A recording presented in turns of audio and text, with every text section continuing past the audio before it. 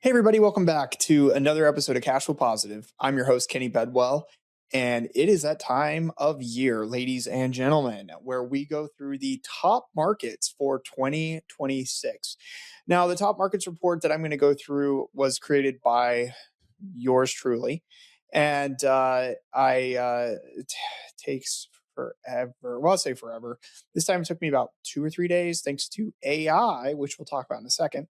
Normally it takes me a whole week to get together, look at all the data, compile all the categories and break down the top markets and put them into a fancy looking report that then has to be designed and templated and presented in a way that's useful. So anyway, it is together. It's here. I'm going to reveal the top 10 markets.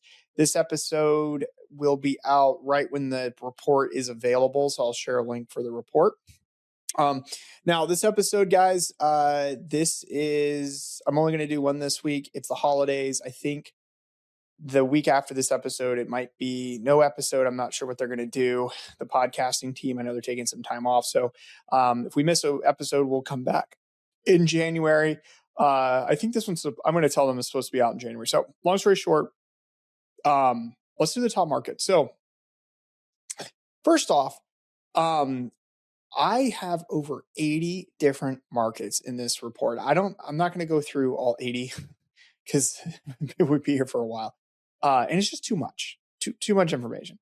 But I do want to highlight some markets, and I kind of want to play red light, green light with you as well on certain markets as well that might not be on the report. And we're going to talk about those. And we're going to talk about some of the other markets that some new markets have made the report.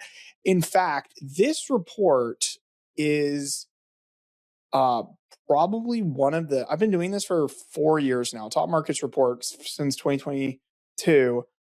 And this report has probably the biggest changes I've seen year over year in top markets, whether due to regulations, prices, saturation, you name it. There's just a lot of new markets on here. And when I say new markets, some of them are actually markets that existed and have existed for a while. They've just grown in popularity, or other ones, maybe they sucked at one point and now they're more priced efficiently or effectively for what we're looking for return. So long story short, it's kind of an interesting report, and I encourage you to download it. So how do you download the report? You go to strinsights.com.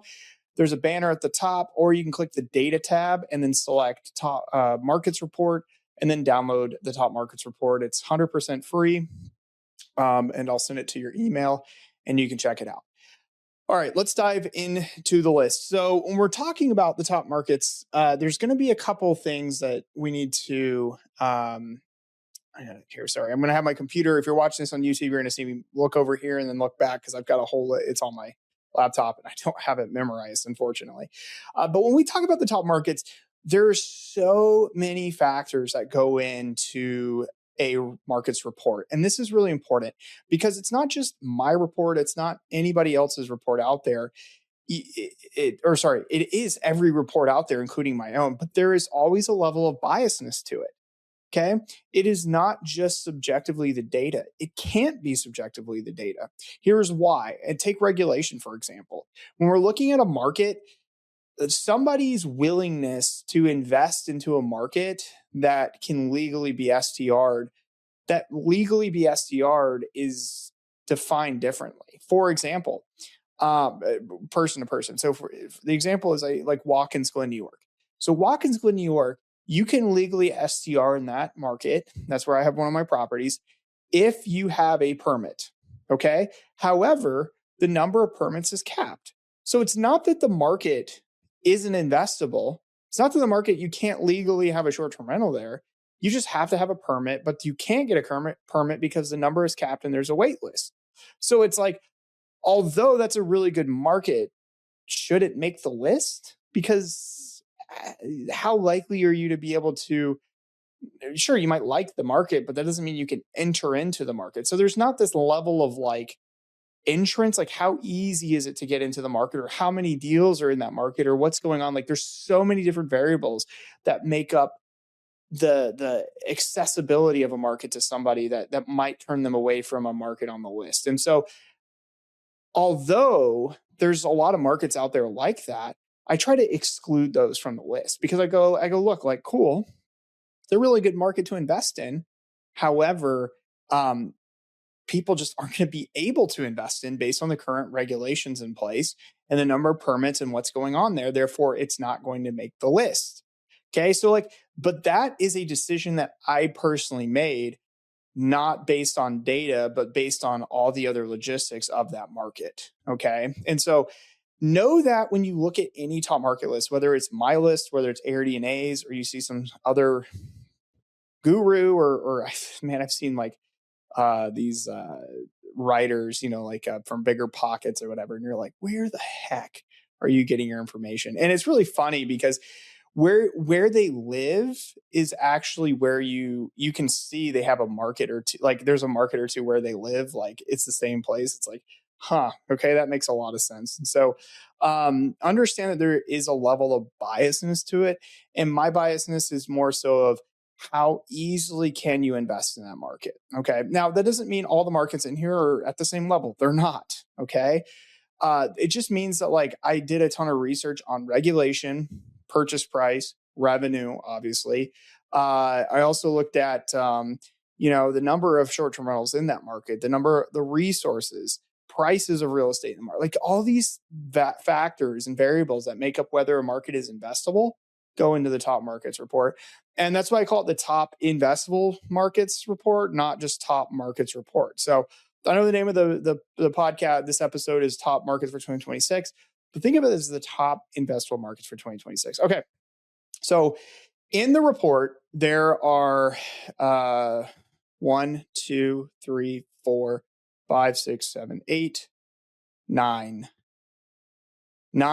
different categories of markets. Okay.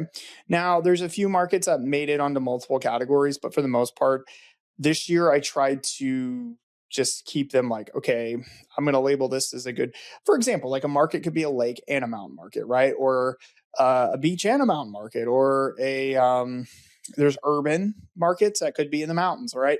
So it could be in across multiple categories, but I try to just say, look, this is considered an urban market, therefore it is urban, not urban and on the mountain list. So you have a ton of different markets cross over 90 or 9 categories. And the categories are the following. Based on budget. So there's 4 categories based on budget. When I say budget, this is really, and we've talked about this on this podcast, is cash on hand that you have to invest. So there's 75,000, 150, 200, and 250 or more. And then I have by destination type, top markets by destination type, beach, mountain, lake, and urban. And then I have Kenny's top 10 markets to invest in. And that's what the list I'm actually going to start with. So let's go ahead and dive into my top list. And then I'm going to hit some of these other ones, these categories, and just throw out a few markets that I thought were interesting that I think you might find interesting as well. So let's start with number 10. So at number 10, I have on this is Kenny's list. So this is pure biasness, pure what I'm seeing in the market and where I'm looking to invest. And that's the key thing, where I'm looking to invest. Okay. This is where I'm looking at, starting at number 10, Flagstaff, Arizona.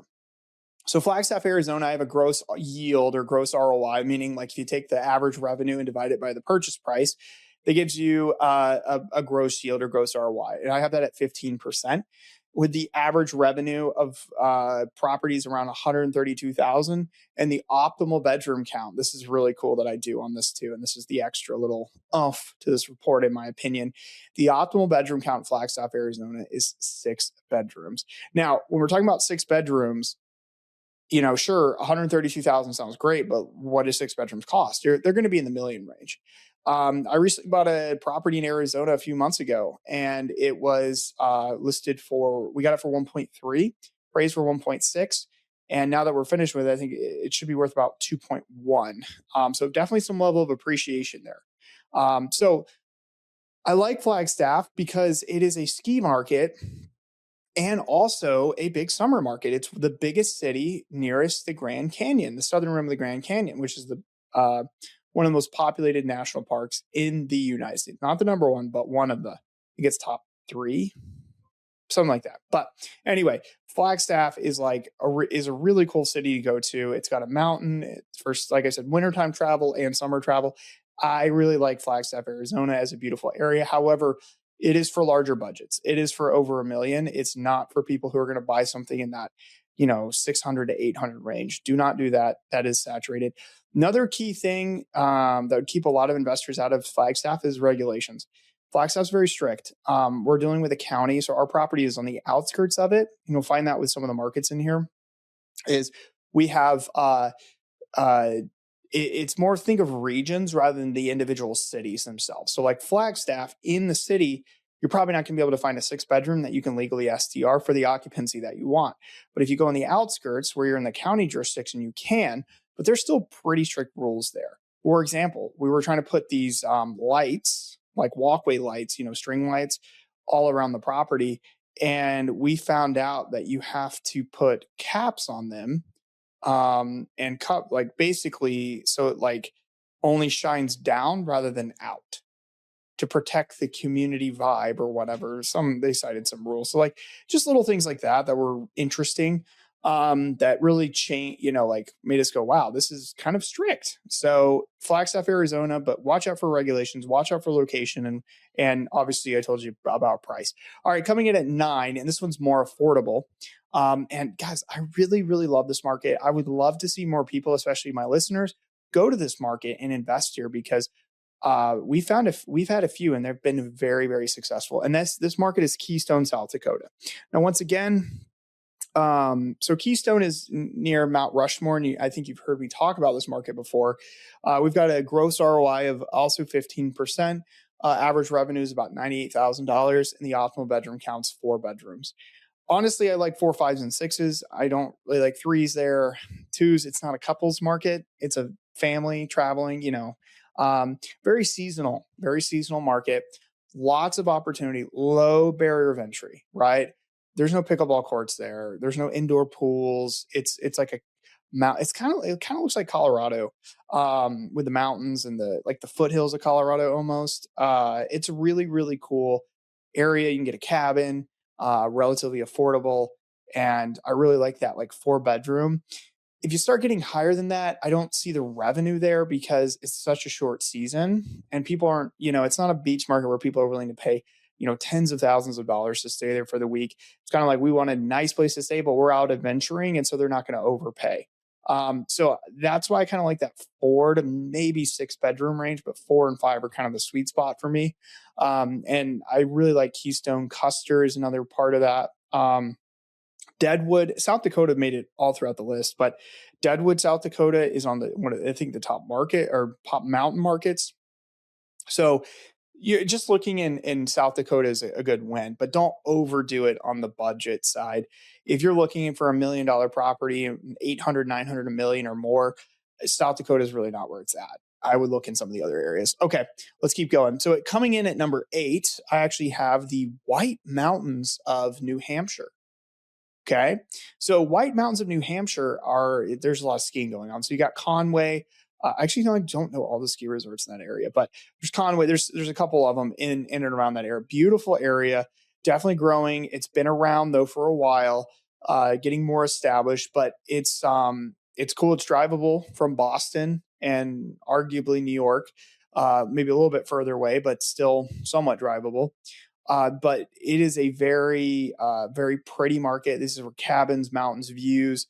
I think these cabins are on top of each other. They have land, and I've seen some prices from 500,000 all the way up to 1.2 million, and it can make sense, guys. It can make a lot of sense there. That doesn't mean every property is a killer deal in this area. Especially the ski areas can be kind of hit or miss. Especially like ones that are a little more obvious versus ones that are a little more like, oh, you know what? Like, yeah, that I could make that work, or I could do some sort of renovations. And I think that's the key. So I really like that area, but keep in mind, you're going to have to invest more capital in to the property to improve the property. A lot of the properties are pretty old, 70s, 80s, 90s. They need to be updated, need some sort of renovation. Some of the best deals I've seen there have all been renovation types of plays in the mountains. So anyway, I really like that area. I like the properties there. There's some regulation. Remember, the White Mountains is not a city or a town. It's a region. Conway, for example, is a city and town, and they do have regulations. So beware of that. But this is a tourist market. So it's not that you can't STR, just be mindful of where and what. Just work with a good agent there. But I do like the White Mountains numbers. I got 16% gross ROI, average revenue. So this is going to be much higher. Okay. Keep in mind, purchase price is going to be much higher too. So the average revenue of the types of properties we're looking at, which are 4, 5s, and 6s, again, is going to be $240,000. That's a lot. Okay, it's a ski market. You can make a lot of money there. Just like in years past when we saw Newry, Maine, and we were talking about Newry, Bethel, and how hot that market was. Once again, that average revenue was like around one set. It was pretty high for ski markets, right? But as people saturate, this could be one that could get saturated in the future, right? I don't see them building a lot of properties here, though. It's more of just coming in and buying what the current inventory and updating them is where the saturation could come from. But that's a lot harder than in markets where they're just building new properties. So keep that in mind. But it is a really good established old type of ski market, ski towns in the White Mountains. Really like the White Mountains, and also good summer traffic as well. Okay, coming in at number 7, and this is a personal favorite of mine too. Where's Kenny looking? Number 7 is Fort Worth, Dallas area. Okay, I do not. If it's your first property, I do not recommend buying in Fort Worth, Dallas. I don't. This is more of an advanced play. It's really understanding who your guest avatar is and why are they coming.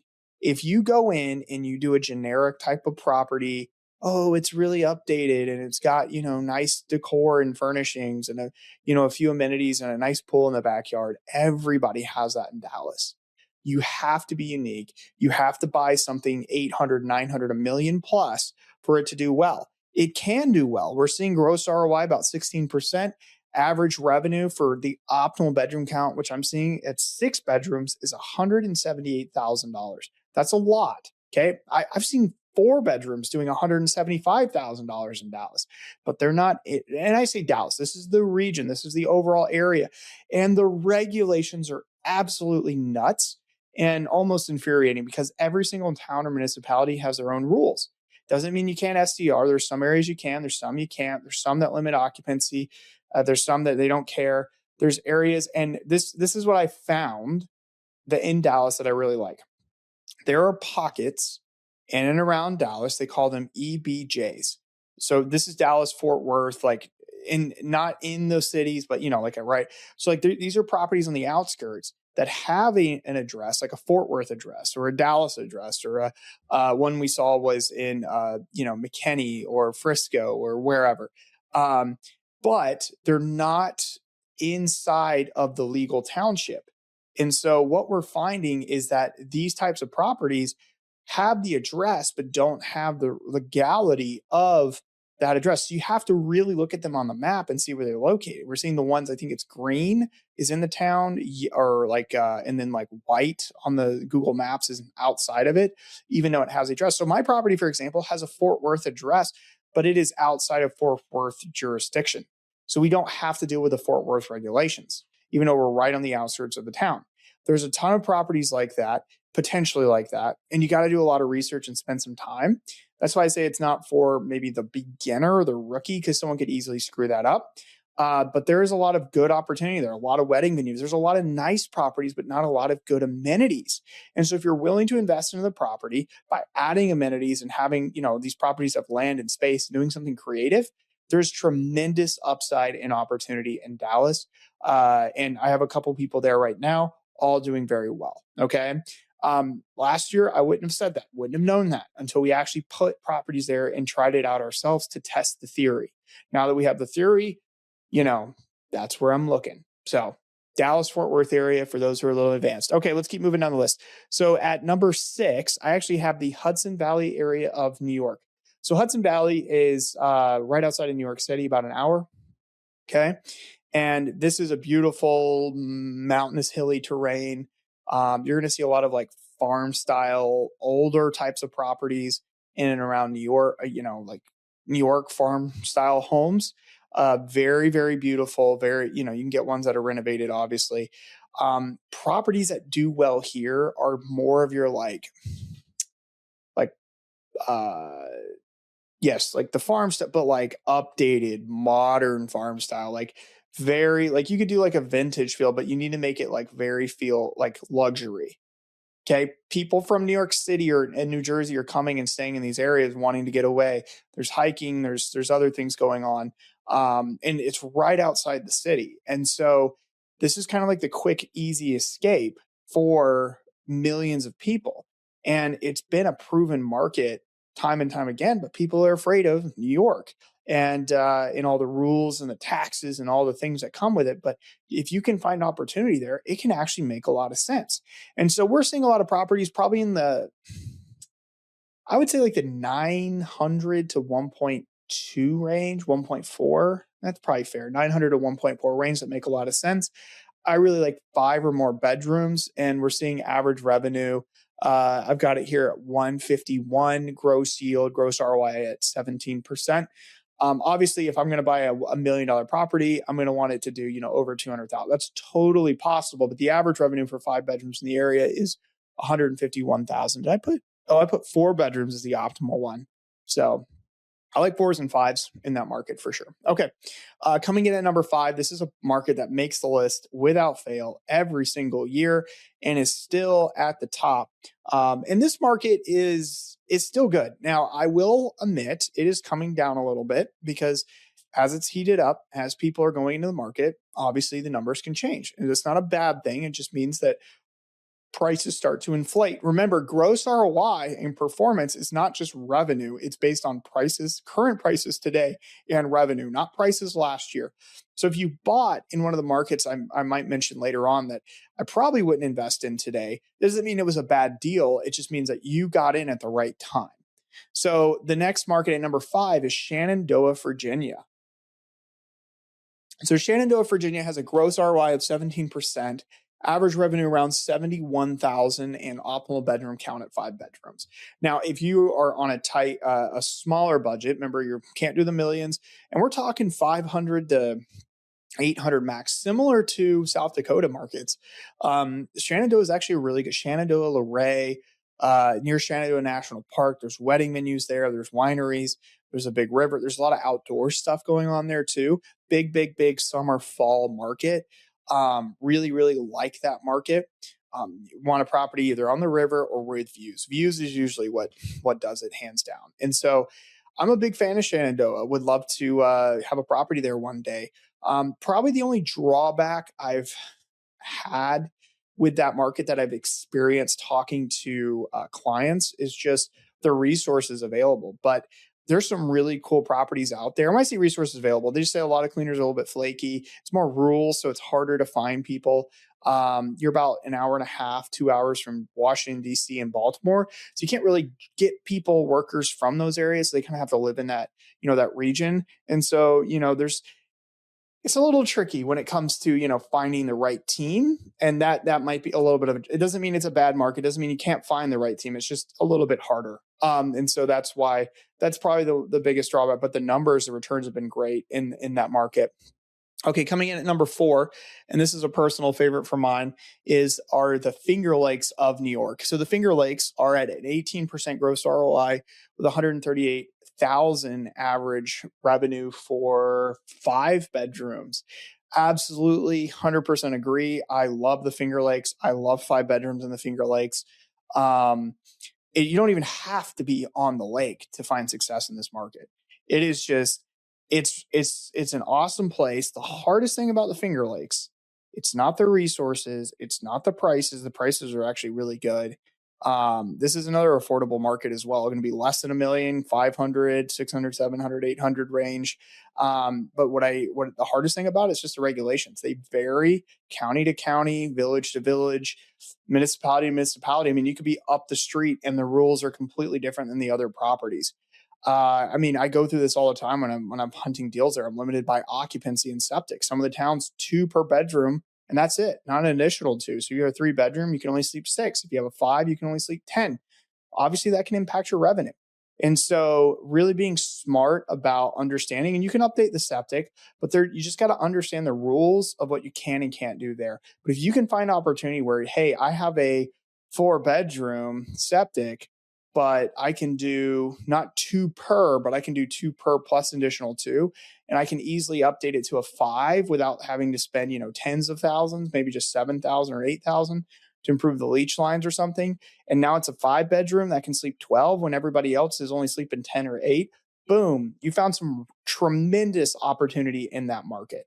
So I like properties with views, properties on the lake, obviously, properties near some of the town centers like near Geneva, Seneca Falls, Watkins Glen, Ithaca, Hammond Sport Lake area.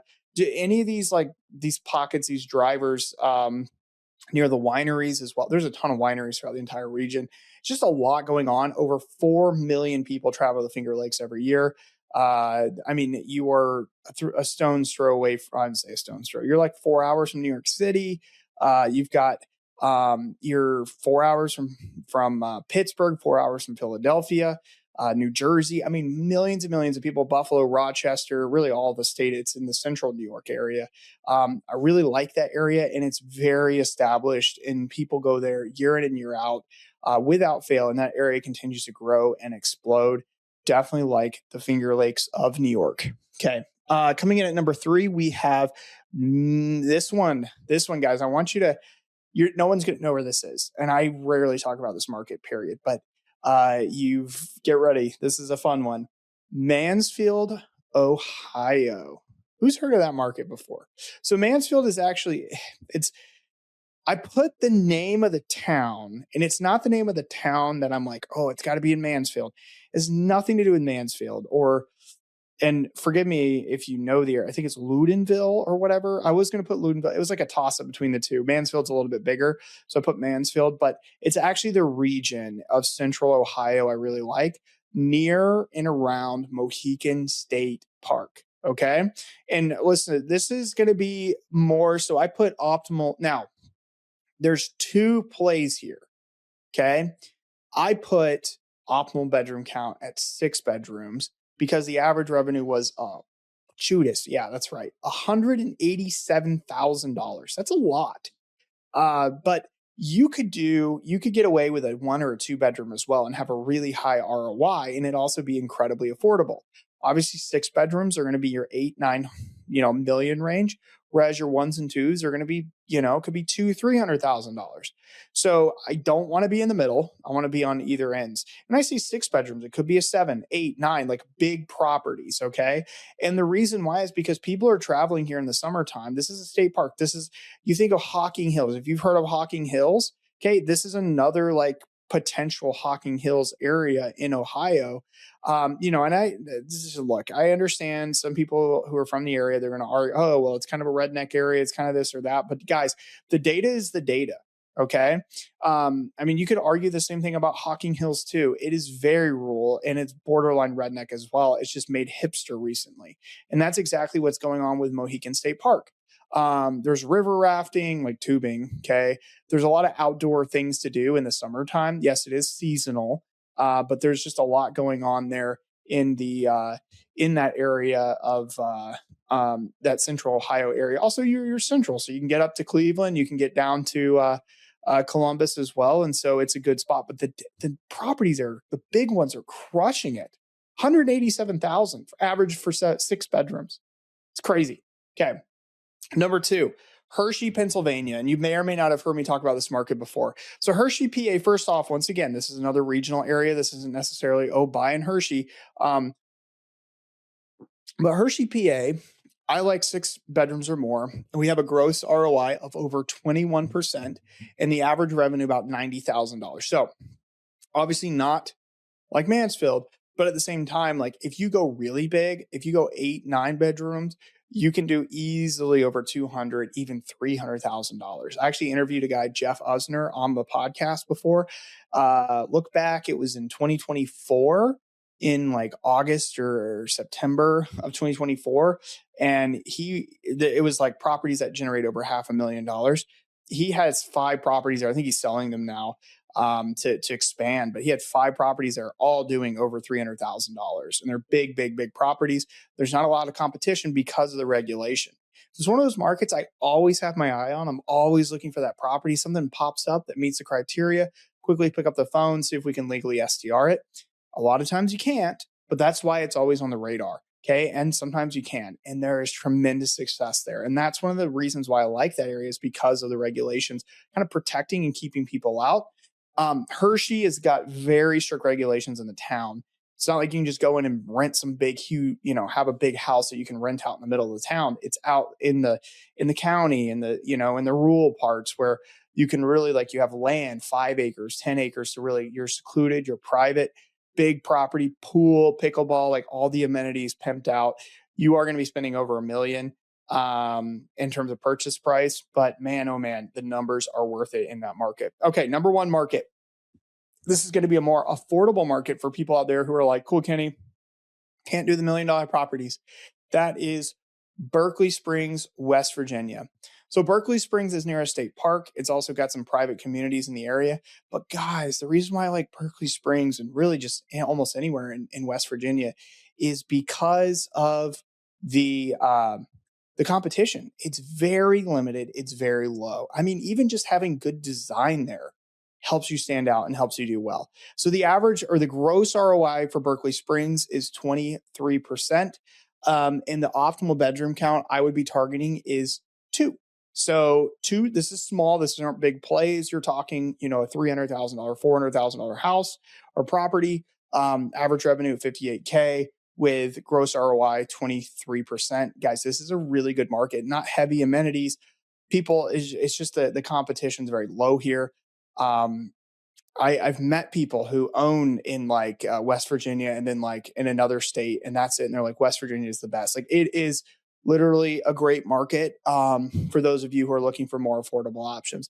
Okay, guys, I know this was, I'm going to move over here and see how long this has been going on for. But yeah, I mean, there's been a lot of tremendous, 30 minutes. Okay. So I'm going to hit some honorable mentions here for some of the other types of markets. So one of the top, let's talk about the top urban markets. So we have Columbia, Missouri, Rapid City, South Dakota, and Greenville, South Carolina. Okay. All at 19% gross ROI. And we're looking at optimal bedroom counts of 4 bedrooms. Okay. If we go to best lake markets, okay, I've got the top 3: Penn, New York, which is in the Finger Lakes. Please forgive me if I pronounce any of these wrong. I think it's Dadeville, Alabama, at 16% gross ROI, and the Michigan City, Indiana, which is on the border of Michigan and Indiana. We call that Chicago money travels there. Okay, top mountain markets. We have Deadwood, South Dakota, Luray, Virginia, which we heard that one earlier, and Saratoga Springs, New York, which is up near Lake Placid in upstate New York. Okay, and then we have top beach markets. Old Orchard Beach made the list again from last year, and that's in Maine at 15% gross ROI. Long Beach, Mississippi, also from last year, and Colonial Beach, Mississippi. So Long Beach is at 13%, Colonial Beach is at 12%. The beach markets have terrible gross ROIs, guys. It's very, very tough, especially with expenses. I mean, there are some on here with a 9% gross ROI because that was the best I could find. Does that mean you're going to find a property that's going to do only 9%? No. Remember, these are averages we're looking at, not the top 10%. Okay, top, let's go to top by budget real quick, and then we'll kind of wrap it up. So we have top, if you had $75,000, where would you look? Number 1, Tuscaloosa, Alabama. Number 2, Stillwater, Oklahoma. And then number 3, Geneva, Ohio. Okay. You'll notice that a lot of the most affordable markets or in and around the country are in college towns. Okay. Go figure. What if I had $150,000? Where would you go? Number 1, Sandusky, Ohio at 24% gross ROI. That's the highest gross ROI on the entire report. Sandusky, Ohio takes the win. And then Beckley, West Virginia. Once again, West Virginia. And then Herman, Missouri. Bonus points if you know where Herman, Missouri is. It's outside of St. Louis. And then best markets with $200,000. We have Boyne Falls, Michigan, Jim Thorpe, PA, which is right outside of the Poconos, and then Galena, Illinois, which is about 3 hours from Chicago. Okay. And then finally, if I have a lot of money, $250,000 or more, what market should I look into? Stroudsburg, PA, which is near the Poconos. That's closest to kind of like the first town in the Poconos you'll hit. Then you have Oakhurst, California. at 16%, Bel Air, Michigan at 16%. So that's northern Michigan near Traverse City. So Oakhurst, California near National Park, you have what's the national Yosemite, and then Stroudsburg, which is the Poconos. Okay, so that's $250,000 or more. Other honorable mentions, we have Sedona on here. We also have, let's see, anything. Oh, there was a Colorado market that made it. Where is it? Where are you? I thought it was in the mountains. Estes Park at number 10, top 10 markets for mountains. Estes Park made the list at number 10. That is really cool. Estes Park has very strict regulations. I think they've kind of, so people are selling and you can sell the permit with the property and you can still find opportunity there. Estes Park is a really good one, and Colorado made the list. I'll be darned. That was one of the surprising ones. Anyway, guys, I'm going to head and wrap up here because we've kind of hit the limit. And at this point, you should be excited to go download the report. Remember, go to strinsights.com, go to the top markets, the data tab, and then it'll say top markets, download the top. I'll send you it in an email and you'll have it for free. It's a whole report. Okay. So as we're kind of wrapping up here, last thing I want to remind you guys, by the time this episode comes out, I'm running the STR Scale Summit, which will be in New Orleans. The summit is all about teaching you how to scale into larger assets. It could be larger short-term rentals that are luxury or resort style, like the properties I buy. It could be boutique hotels. It could be micro resorts or other types of commercial assets. Okay. I'm going to teach you everything I know about scaling in the short-term rental space in person. And also in person, we're going to actually tour my boutique hotel in New Orleans. This event's in New Orleans on February 27th through March 1st. We're going to go tour my boutique hotel, and you're also going to hear from some really good speakers. It's very limited. It's not like by committee. I'm not doing panels. We're not going to talk about everything under the sun. We're only talking about scaling into bigger types of assets, acquisitions only. So if you're trying to make 2026 your year to scale and really get to the next level, then you need to come to this event. And one of the reasons why you need to come to this event is because I'm going to have my lenders there, my commercial lenders, STR lenders, everybody who can fund these types of deals is going to be in the room. I'm also going to teach you how to learn how to use other people's money, not the banks, but other people's money to get to the next level. So we're covering all different types of ways to scale and grow within a short-term industry. It's not just about boutique hotels. It's not just about buying bigger properties. And it's about learning the different options and getting and connecting with and networking with the right individuals to be able to do it. So you walk away with a roadmap and a strategy to be able to do that. So if you're interested, tickets are on sale now at the strscalesummit.com. So that's strscalesummit.com. And we're running an early bird for general admission and VIP. Early bird's $300 right now. I think VIP is $800. And those ticket prices will go up on January 3rd. As of the recording today, we've sold about 20 tickets so far. And this is mid-December when I'm recording. I literally just launched it this past week. So yeah, there's only 100 seats. So once they're gone, they're gone. It's very small. It's a small hotel. I can't have everyone tour it at the same time. I can't have 200, 300 people tour it. That's too many people. So very limited, very private, personal is the goal, and a really fun hands-on experience as well. So I want to see you there, all my listeners. I'm going to get some cash flow positive shirts. Some cash flow positive swag and STR Insight swag there too. But anyway, if you can't make it, that's too bad. You're going to miss out, but we'll have to catch you in the next one. Anyway, guys, if you're interested, that's the strscalesummit.com, the top markets reports at STR Insights. I hope you enjoyed this episode. I hope you found some markets you're interested in. And happy new year. And I will see you in the new year. I look forward to the upcoming episodes I have planned out. And you should too. I'll see you on the next episode of Cash Flow Positive.